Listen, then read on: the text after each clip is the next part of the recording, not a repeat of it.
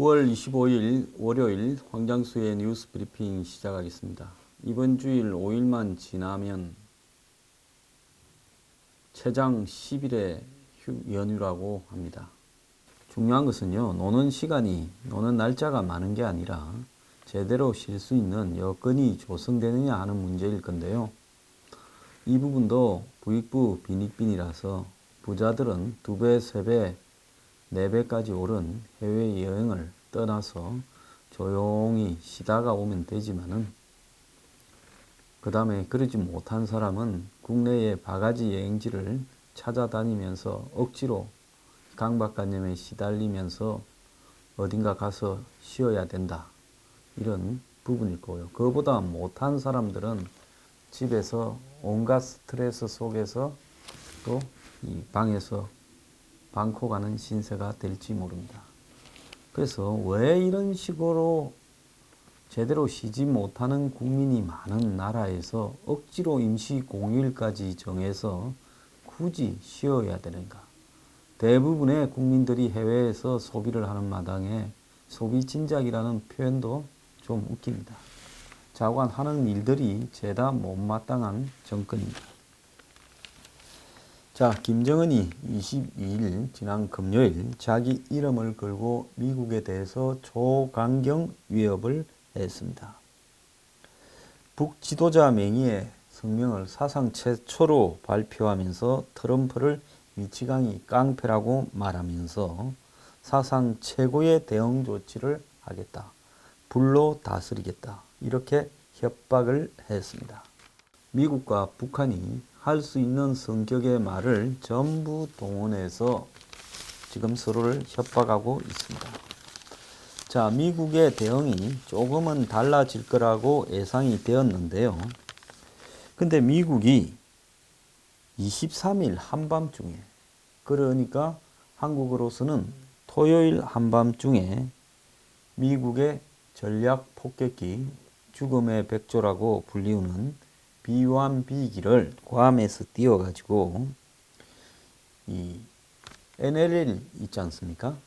NLL 위에 올라가서 원산의 앞바다에 350km 지점까지 그 비행기를 이렇게 띄웠다고 합니다.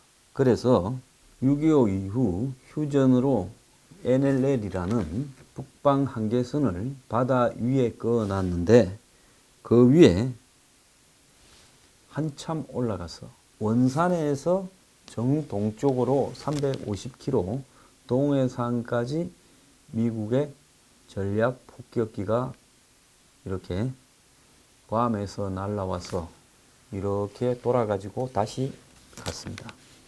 이것은 뭔가 하면 미국이 북한에 보내는 군사적 행동, 즉 밀리터리 액트라고 봐야 되는데요. 즉 군사적인 이 공격과 군사적인 행동 부분은 서로 다른 걸로 분류되는데 군사적 공격이라는 것은 그야말로 폭격을 하는 부분이고 군사적 행동이라는 것은 이 폭격을 해서 상대를 치명타를 가할 수 있는 전략 자산인 잠수함, 그 다음에 전략 폭격기, 그리고 항공모함 등이 이 상대를 갖다가 빙글빙글 돌면서 압박하거나 안 그러면 북한이 하는 식으로 이 탄도미사일을 북한의 동쪽에서 서쪽 바다로 떨어뜨리는, 즉 공격을 직접 하지는 않지만은 상대가 신경이 쓰이도록 이 전략 자산인 대단한 무기들로 정신적 압박을 하는 것을 군사적 행동이다. 이렇게 부릅니다. 그런데 이번에 미국이 한 이 압박은 군사적 행동으로 부를 수 있는 부분인데요. 여기서 중요한 것은 미국이 보통은 B-1B가 날라오면 미군의 F-15가 일본에서 뜨고 한국에서도 또 F-15가 뜨면서 같이 B-1B를 호위하고 그리고 DMZ나 NLL을 넘지 않은 선에서 왔다가 돌고 갑니다.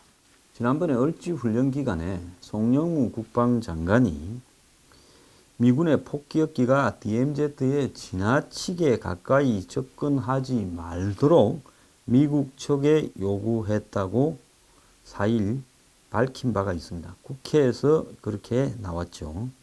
국회 이정현 의원이 미국 폭격기의 참가를 우리 측에서 부정적으로 봤다라는 이야기가 있다라고 질의를 하자 송 장관이 한국 해역에 DMZ에 가까이 안 오게 한 것이지 한국 해협은 다 지나간다라고 말을 하면서 미국 측에 언급 또는 요구한 것이 있다는 것이 맞는 말이냐라고 이정현 의원이 질의하니까 맞다라고 이야기를 하면서 을지 훈련 기간에 남북 간의 지나친 긴장 고조를 막기 위해서 미군 폭격기의 비행 동선을 제한해 줄 것을 한국이 미국 측에 요구를 했다라는 이야기입니다.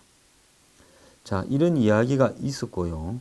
그리고 지난 일주일 전에는 B1B 그리고 한국의 F-15 편대 그리고 미군의 F-35 등이 연합으로 DMZ에 초근접 비행을 해서 이 폭격 훈련장에다가 폭격을 직접 하는 훈련까지도 한 바가 있습니다. 그런데 이번에는 21세기 들어서 DMZ 이북으로 미군의 폭격기나 전투기 중에서 가장 이렇게 북쪽으로 멀리 날아간 사건인데요. 이번에 이 사건의 가장 중요한 것은 제가 왜 사건이라고 부르는가 하면 일상적인 훈련이 아니라 의도적으로 미국이 북한을 자극을 했고요. 그 자극 속에서 가장 중요한 것은 한국을 배제를 시켰다는 겁니다. 과거에 보면 이 청와대가 북한이 중요한 도발을 해도 NSC 회의를 소집을 하지 않는 적이 많이 있었습니다. 특히 문 대통령은 일요일에는 NSC 회의나 이런 걸 잡지 마라고 이야기를 하는데 지난 5월 21일 양산에서 휴가를 보내던 중에 북한이 탄도미사일을 발사했을 때에도 NSC 전체 회의가 아니라 그보다는 격이 낮은 안보실장이 주재하는 NSC 상임회의를 이렇게 했었습니다. 그런데 어제 북한이 도발한 것도 아닌데 문 대통령이 직접 NSC 전체 회의를 소집했던 부분은 미군의 B-1B 전략 폭격기의 NLL 이북으로의 북한에 대한 근접 비행 때문에 그러했던 걸로 보입니다. 왜 미국이 한국을 참여시키지 않고 뉴욕에서 한미일 정상회담, 한미 정상회담이 끝난 직후에 그 주말에 미군 독자 작전으로 이런 군사적 행동을 한 것일까? 그 배경에는 매우 중대한 의미가 숨어 있다고 보고 있습니다. 그동안 B1B 편대는 괌에서 한국으로 날라오면 한국 해협부터는 한국군의 F-15, F-16 등이 같이 떠서 그래서 한미연합작전 행태로 한반도에 이렇게 전개되어서 이렇게 순회해서 돌아가는 이런 행태였는데요. 이번에 미국이 한국을 배제시키고 그럼 배제의 정도가 어느 것이냐? 우리는 언제부터 B1B 전략 폭격기가 한국을 왔다 간 걸 알았다는 거냐? 이런 어떤 부분에 대해서 정말 많은 사람들이 궁금해하고 있습니다. 정부는 공식 입장을 내지는 않았는데 한미 간의 긴밀한 공제 하에 진행된 것이다라고만 흘리고 있지만은 언제 어떻게 작전 협의가 이루어져서 이렇게 됐는가에 대해서는 설명이 나오지 않고 있고 일각에서는 일방 통보였다라는 관측도 나오고 있습니다. 그런데 청와대의 발언이 웃기는데요. 미군 훈련은 한미 간의 공조 아래 이루어진 것이라고 했지만은 청와대가 어제 긴급히 NSC 회의를 한 것은 최근에 이런 미군의 이 NLL 이북으로의 군사적 행동이 미 북 간의 우발적 충돌로 번지지 말아야 한다는 우려, 걱정 때문이었다는 겁니다. 자, 휴일 갑자기 소집한 NSC, 미북 긴장 더 높이면 안 돼라고 지금 보도가 나오고 있습니다. 이런 기사 제목이라는 것은 매우 잘못된 것이죠. 지금 어떻게 한국이 미국과 북한이 긴장을 더 높이면 안 된다고 삼자적인 중립적 입장에서의 보도 제목이 나올 수 있는 이야기를 한다는 겁니다. 자, 어제 이 문 대통령은 미국과 북한이 한반도 안보에 긴장 수위를 더 높이도록 해서는 안 된다는 데 공감이 이루어졌다. 그래서 지금 한간에는 해석이 미국의 동해 상공 비행이 한미 간의 협의를 의해 마련된 대응이 아니라 미군 측으로부터 사실상 일방적인 통보가 있었던 것 아니냐라는 데 대한 지적이 나오고 있습니다. 토요일 밤에 11시 반에 B-1B 2대가 F-15C 6대의 호위를 받으면서 강원도 원산 동쪽으로 350km 떨어진 북한 측 동해 공해상까지 올라갔다가 되돌아갔는데요. 그런데 이 8대뿐만 아니라 동해 앞바다 공해상에는 조기 경보기, 헬기, 수송기, 공중급유기까지 10여 대에 달하는 세계 최강 미국의 공중전력들이 한꺼번에 모여서 새벽 1시가 넘도록까지 계속 대기 중이었다고 하고요. 일각에서는 그 뒤에는 또 30대 정도의 이 미군 폭격기들이 대기를 하고 있었다라는 이야기도 있습니다. 이렇게 B-1B가 대규모로 뒤에 이 미군의 전략 폭격기와 지원 부대를 이끌고 북한 영토에 깊숙하게 침입한 훈련을 하는 부분은요, 결국은 이 부분이 미군이 북한을 보고 한번 움직이려면 움직여봐라, 우리한테 쏘려면 한번 쏴봐라는 일종의 위력 시위였다는 겁니다. 북한이 도끼 만행을 76년에 판문점에서 자행했을 때 미국이 항공모함이나 폭격기 수십 대를 동원해서 북한을 칠 듯이 압박을 하고는 판문점에 문제가 되었던 미류나무를 강제로 베어냈었습니다. 그때 북한은 이렇게 겁먹고 가만히 지켜보기만 했죠. 자, 이번에도 미군이 이렇게 위력 시위를 하는 동안에 아마 북한을 보고 하려면 한번 해봐라 라는 압박을 했을 거라고 봅니다. 즉 북한은 이런 미군을 향해서 자신들이 가지고 있는 SA-5 대공 미사일 같은 부분을 이렇게 쏘려고 시도도 하지 못했던 걸로 보입니다. 결국은요, 이런 부분이 북한에 대한 압박이기도 하지만은 한국에도 보내는 메시지라고 저는 봐야 된다 봅니다. 즉, 우리 측이 DMZ나 NLL에 대한 근접 비행을 미국에 대해서 반대하니까, 그럼 미군 측은 한국 너네 땅 위로 날아가면 너네들이 반대하니 정말 동맹이라는 꼴이 우습다. 우리는 너네들을 불신하니까 그래, 우리가 알아서 우리 공군 자산들을 배치를 할 거니까 너네들은 관여하지 마, 빠져 있어.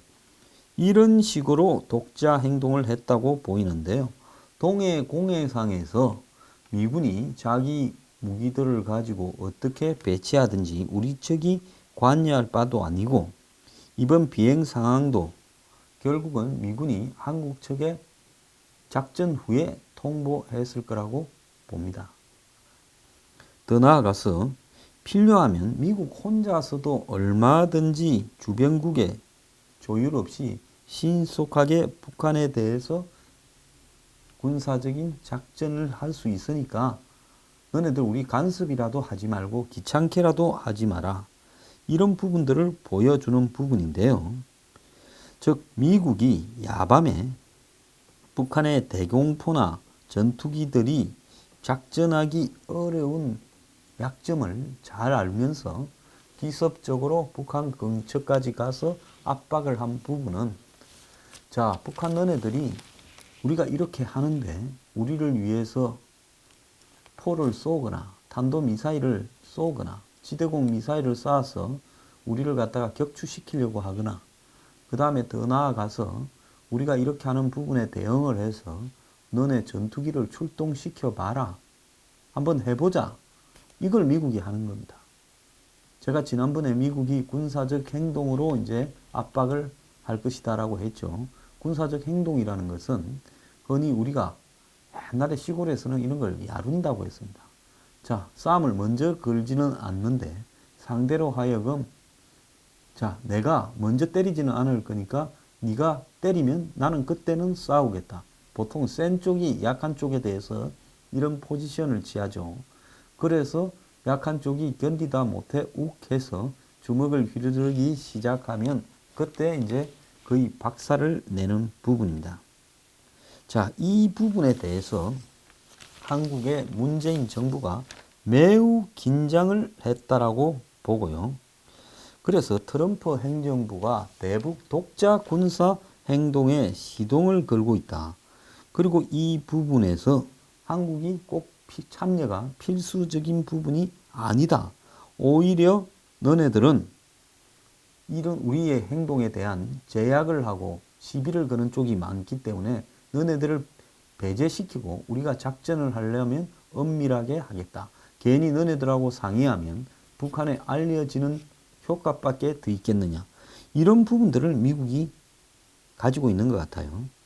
군 관계자는 B1B가 공개든 비공개든 한 달에 여러 번 오는데 한국에, 한국군 가운데는 이를 인지하는 사람이 극소수인데 이번에는 비행 경로가 예전과 많이 달라 고도의 작전 보완이 필요했던 만큼 미군 전력으로 이렇게 한 게 아닌가, 이렇게 알려지고 있습니다.